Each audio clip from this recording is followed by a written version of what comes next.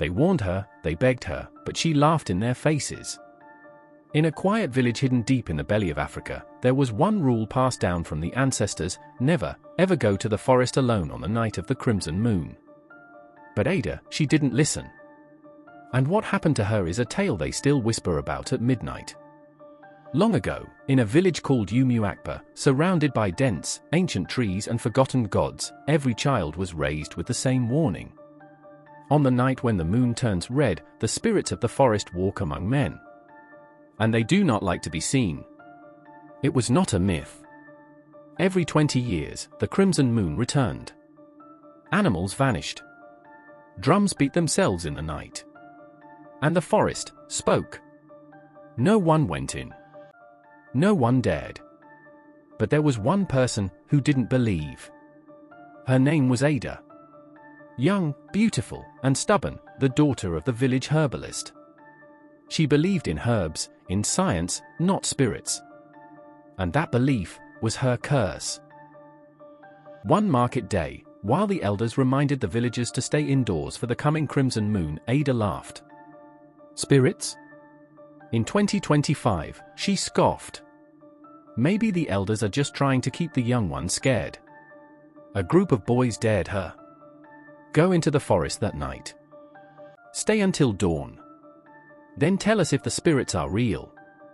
And without fear, without even her father's protective charm, Ada accepted.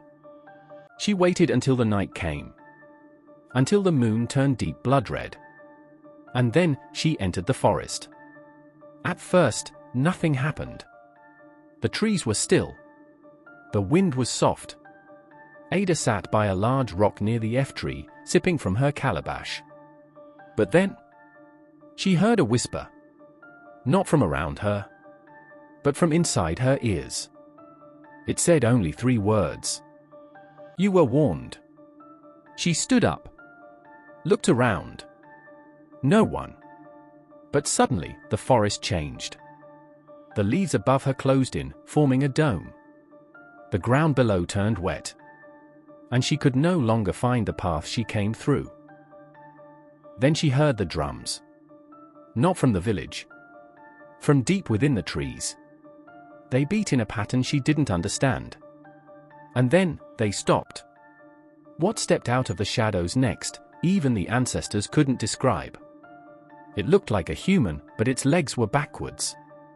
Its mouth was stitched shut, yet it hummed. And on its neck hung a necklace made of baby teeth. Ada screamed. But her voice never left her throat. They surrounded her. Not 1, not 2. 9 of them. Each spirit stood taller than a man, with empty eye sockets that dripped black liquid.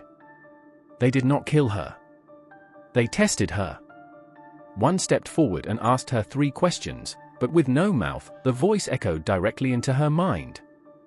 What did you believe in before you came here? What do you believe now? What will you do if we let you go? Ada, trembling, replied. I believed in logic. In what I can see. Now, I believe in the unseen. And if you let me go, I will never speak of this again. The spirits laughed. A laughter so shrill it cracked branches.